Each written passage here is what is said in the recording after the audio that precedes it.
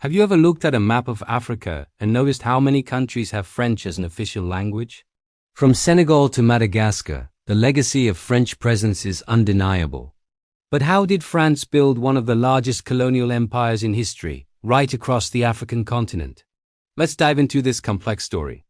It all began much earlier than you might think.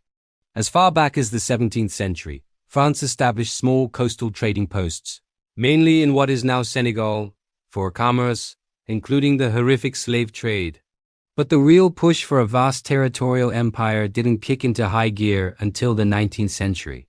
The turning point was 1830, when France invaded Algiers, marking the beginning of a long and brutal conquest of Algeria.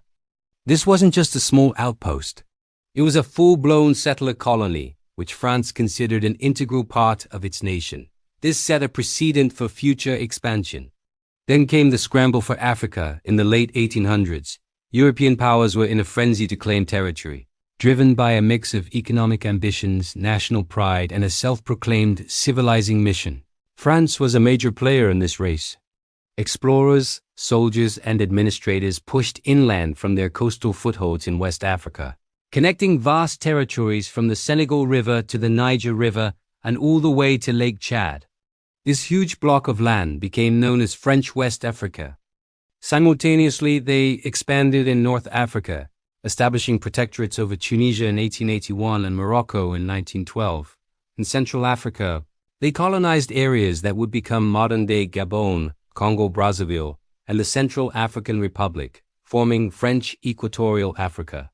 They even took control of Madagascar and Djibouti in the east. How did they manage this?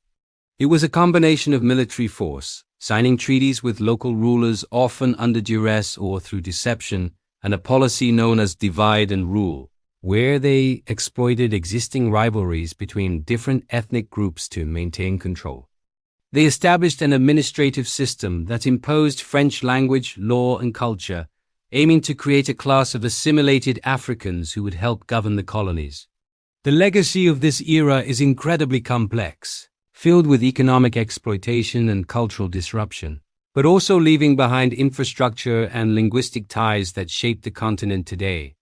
It's a critical piece of history for understanding modern Africa and its relationship with the world. Thanks for watching.